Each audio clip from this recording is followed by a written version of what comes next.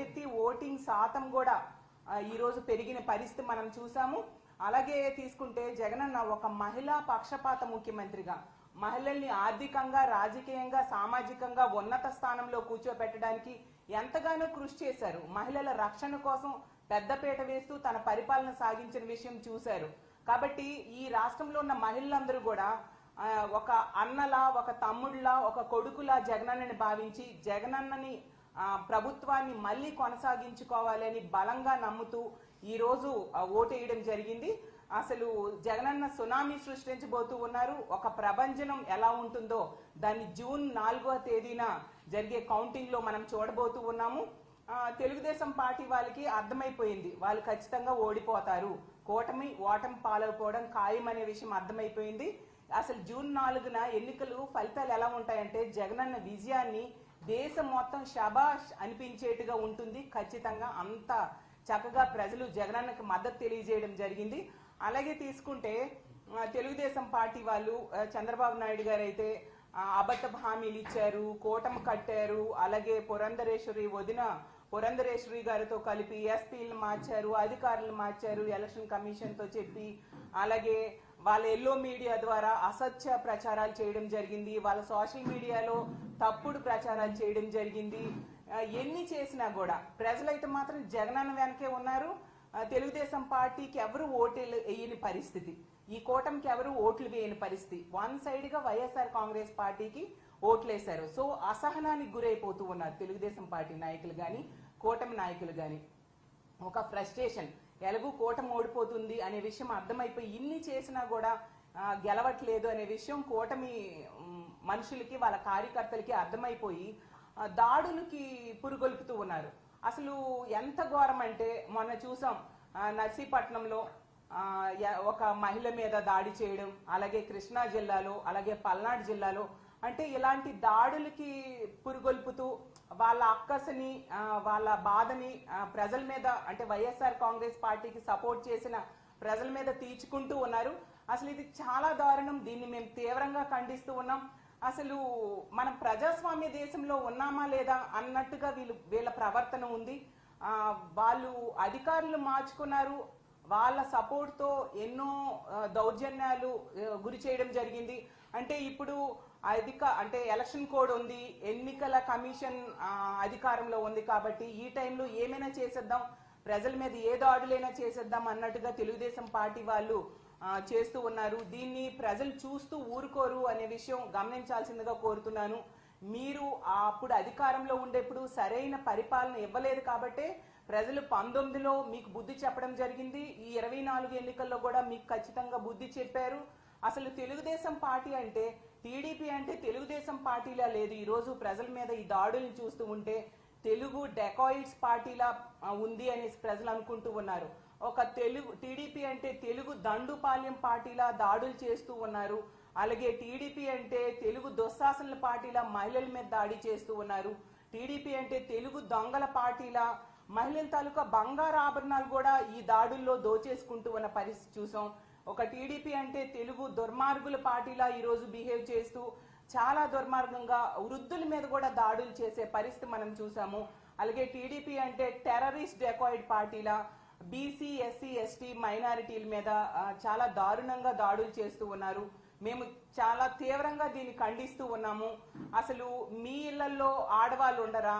ఇలాంటి పనులే గాని వాళ్ళ మీద జరిగితే మీరు సహించగలరా? మీ అక్క చెల్లెమ్మలకు గనుక ఇలాంటివి జరిగితే ఇది చాలా దారుణం కాదా?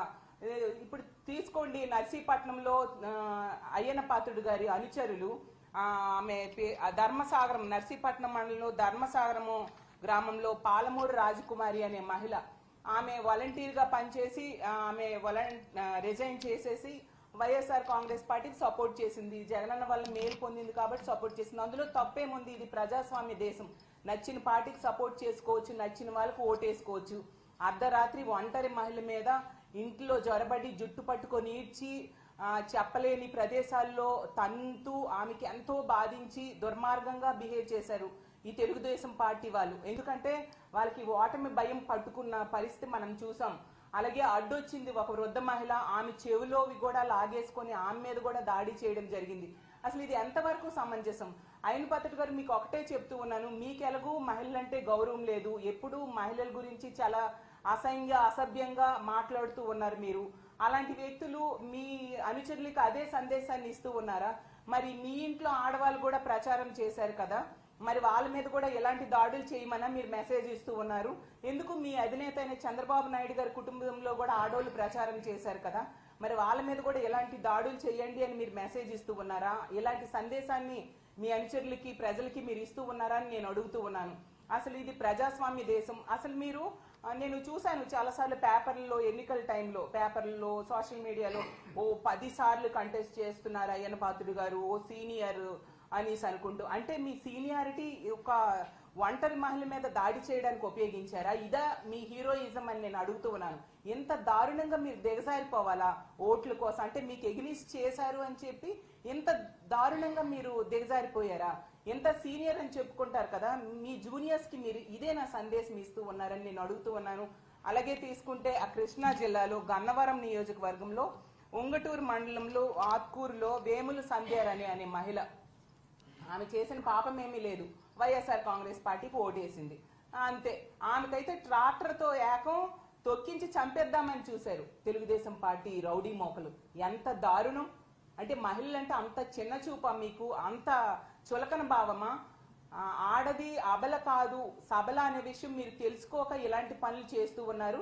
కానీ ఈ రాష్ట్రంలో ఉన్న మహిళలందరూ కూడా ఒక సబల ఏం చేస్తుందో దాని ఓటు రూపంలో చేసి చూపించారు. రానున్న ఓటింగ్ టైంలో మీరు దాన్ని చూస్తారు ప్రత్యక్షంగా. అలాగే తీసుకుంటే పల్నాడు జిల్లాలో గురజాల కాన్స్టిట్యున్సీలో కొత్త గణేశన్పాడు గ్రామంలో అయితే బీసీ ఎస్సీ మహిళలకి 24 గంటలు బంధించి మరీ దాడి చేయడం జరిగింది. అసలు ఆ మహిళలు అయితే గుడిలోకి వెళ్ళి దాక్కున్నారు. వాళ్ళు చేసిన పాపం కూడా ఏం లేదు, వైఎస్ఆర్ కాంగ్రెస్ పార్టీకి ఓట్లు వేశారు. అంటే వైఎస్ఆర్ కాంగ్రెస్ పార్టీకి ఎవరు ఓట్లు వేస్తే వాళ్ళ మీద ఇలా దాడులు చేసేస్తారా? అసలు ఎంత దారుణం! మీరు ఇంతగా దిగజారిపోయి తెలుగుదేశం పార్టీ వాళ్ళు ఎందుకు ప్రవర్తిస్తూ ఉన్నారో అర్థం కాని పరిస్థితి రాష్ట్రంలో నెలకొని ఉంది. అలాగే తీసుకుంటే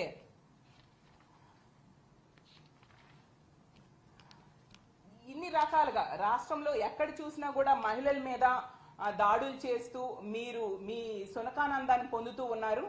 మెయిన్ కారణం ఏంటంటే తెలుగుదేశం పార్టీ కూటమి ఓడిపోతుంది, అందుకు ఫ్రస్ట్రేషన్ కి లోనే ఇలాంటి పనులు చేస్తూ ఉన్నారు. తెలుగుదేశం పార్టీ వాళ్ళు పురంధరేశ్వరి గారితో కలిపి ఎలక్షన్ కమిషన్ మీద ప్రెషర్ పెట్టి ఎస్పీలని అధికారుల్ని మార్చారు. మరి ఇప్పుడు అదే ఎస్పీలు అదే అధికారులు సరిగ్గా పనిచేయలేదని ఈరోజు ఎలక్షన్ కమిషన్ వాళ్ళ మీద సస్పెన్షన్ వేయడమే కాకుండా విచారణకు కూడా ఆదేశించిన సంగతి ఈ రాష్ట్ర ప్రజలందరూ చూశారు. అంటే దీన్ని బట్టి ప్రజలందరూ కూడా అర్థం చేసుకోవాల్సిందిగా కోరుతున్నాను. తెలుగుదేశం పార్టీ నాయకులు ఈ పోలీస్ అధికారులతో కలిపి ఎలాంటి అరాచకాలు సృష్టించారు, ఎలాంటి ఘోరాలు చేశారు అనే విషయాన్ని రాష్ట్ర ప్రజలు తెలుసుకోవాల్సిందిగా కోరుతున్నాను. అసలు తెలుగుదేశం పార్టీ వాళ్ళు ఎప్పటికైనా దాడులు ఆపండి. మనం ప్రజాస్వామ్య దేశంలో ఉన్నాం, చర్యకి ప్రతి చర్య తీసుకోవడం చాలా ఈజీ. ఇప్పటికే ఎలక్షన్ కమిషన్ ఈ అధికారుల్ని సస్పెండ్ చేయడం జరిగింది. కానీ హింసకి ప్రతిహింస అనేది సమాధానం కాదు అనేసి మిగతా ఎదుటి వాళ్ళు ఆగుతున్నారా అనే విషయం మీరు అర్థం చేసుకోవాలి. ఇప్పటికే తీర్పు ప్రజలు ఇచ్చేశారు, ఫలితం అనేది జూన్ 4వ తేదీ వస్తుంది. మీకు ఏ బాధ్యత ప్రజలు ఇస్తే దాన్ని నిర్వర్తించండి. అది మానేసి ఇలాంటి హింసకి పురికొల్పడం ఎంతవరకు సమంజసమని మిమ్మల్ని నేను ప్రశ్నిస్తూ ఉన్నాను. అసలు ఈ దాడులకి హింసకి ముఖ్యంగా మహిళల మీద దాడులు చేయడము, హత్యాయత్నాలు చేయడము వీటన్నిటికీ ముఖ్య కారణం ఖచ్చితంగా చంద్రబాబు నాయుడు గారి డైరెక్షన్ అని నేను బలంగా నమ్ముతూ ఉన్నాను. రాష్ట్ర ప్రజలు కూడా బలంగా నమ్ముతూ ఉన్నారు. ఎందుకంటే చంద్రబాబు నాయుడు గారు మహిళలంటే గౌరవం లేదు, మహిళల్ని ఎన్నో హామీలు ఇచ్చి మోసం చేయడం జరిగింది. అతను అధికారంలో ఉండేప్పుడు మనం చూసాం, మహిళలకి రక్షణ లేని పరిస్థితి ఉండేది. ఒక రిషితేశ్వరి విషయం తీసుకున్నా, ఒక వనజాక్షి విషయం తీసుకున్నా, అలాగే మన పెందుర్తిలో ఒక గిరిజన మహిళకి జుట్టు పట్టుకొని ఈడ్చి కొట్టిన సంగతి మనం చూసాము. అలాగే కాల్మనీ సెక్స్ ర్యాకెట్ లో ఎంతమంది తెలుగుదేశం పార్టీ గోండాల దౌర్జన్యాలకి మహిళలు బలయ్యారో చూసాము. అలాగే ఏకం చంద్రబాబు నాయుడు గారు అతను స్వయంగా కోడలు మగబిడ్డను కంటానంటే అత్త వద్దంటుందా అని ఆడపిల్ల పుట్టుకునే అవహేళన చేసిన వ్యక్తి అతను. అతని దగ్గర మహిళలకి ఏం గౌరవం ఉంటుంది, మహిళలకి ఏమి రక్షణ ఉంటుంది, ఆ విషయం మహిళలకు కూడా తెలుసు. జగనన్న నాయకత్వంలో జగనన్న ముఖ్యమంత్రిగా మరో 30 ఏళ్ళు ఈ రాష్ట్రాన్ని పరిపాలించాలని బలంగా కోరుకుంటున్నారు. తెలుగుదేశం పార్టీ నాయకులు ఎప్పటికైనా ఈ దాడులు ఆపాల్సిందిగా కోరుతున్నాను. ఎలక్షన్ కమిషన్ కూడా నేను కోరుకునేది ఏంటంటే ఖచ్చితంగా ఈ దాడులు చేసిన వాళ్ళ మీద కఠిన చర్యలు తీసుకోండి. మనం ప్రజాస్వామ్య దేశంలో ఉన్నాము, ప్రజాస్వామ్యాన్ని కాపాడండి, ముఖ్యంగా మహిళల్ని రక్షించండి. మహిళలు అంటే వాళ్ళు బలహీనులు అని భావించొద్దు, వాళ్ళు ఆది పరాశక్తులు అనే విషయాన్ని గుర్తించాల్సిందిగా కోరుతూ ఉన్నాను. ఒకవేళ ఎలక్షన్ కమిషన్ కనుక చర్యలు తీసుకోకపోతే జూన్ 4వ తేదీన ఎన్నికలు కౌంటింగ్ జరుగుతుంది. ఖచ్చితంగా జగనన్న భారీ మెజారిటీతో గెలవబోతూ ఉన్నారు. ఈ మహిళలకి రక్షణకి పెద్దపీట వేసే జగనన్న ప్రభుత్వంలో ఖచ్చితంగా ఇలాంటి దాడులు చేసిన వాళ్ళందరి మీద కూడా కఠినమైన చర్యలు జగనన్న తీసుకోబోతున్నారు. కాబట్టి తెలుగుదేశం పార్టీ వాళ్ళు ఎకనైనా ఈ దాడులు ఆపండి, లేకపోతే చట్టబద్ధంగా మీకు కఠినమైన శిక్షలు రానున్న రోజుల్లో పడతాయనే విషయాన్ని గుర్తెరగండి అని తెలియజేసుకుంటూ, ఖచ్చితంగా మా వైఎస్ఆర్ కాంగ్రెస్ పార్టీ జగనన్న నేతృత్వంలో మళ్ళీ అధికారంలోకి భారీతో రాబోతూ ఉంది. రాష్ట్ర ప్రజలందరూ కూడా సిద్ధమై ఓటులేసి ఉన్నారండి. అది పోలింగ్ సల్ని బట్టి అలాగే పోలింగ్ పర్సంటేజ్ బట్టి ఖచ్చితంగా మేము నమ్ముతూ ఉన్నాము.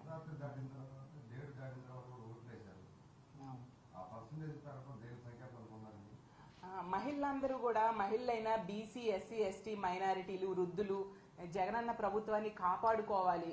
అర్ధరాత్రి అయినా పర్వాలేదు, మండు టెండ్ అయినా పర్వాలేదు, జగన్ గారికి ఓటేసి ఇంత మంచి ప్రభుత్వాన్ని, పేదల పక్షపాత ప్రభుత్వాన్ని కాపాడుకోవాలని వాళ్ళు బలంగా నమ్మబట్టి అంత ఎండలో కూడా క్యూ లైన్ లో నిల్చొని ఓటేశారు. ఎర్లీ మార్నింగ్ వచ్చేసారు. అలాగే అర్ధరాత్రి వరకు కూడా చాలా దగ్గరలో ఓటింగ్ జరిగిన సంగతి మనం చూసాం.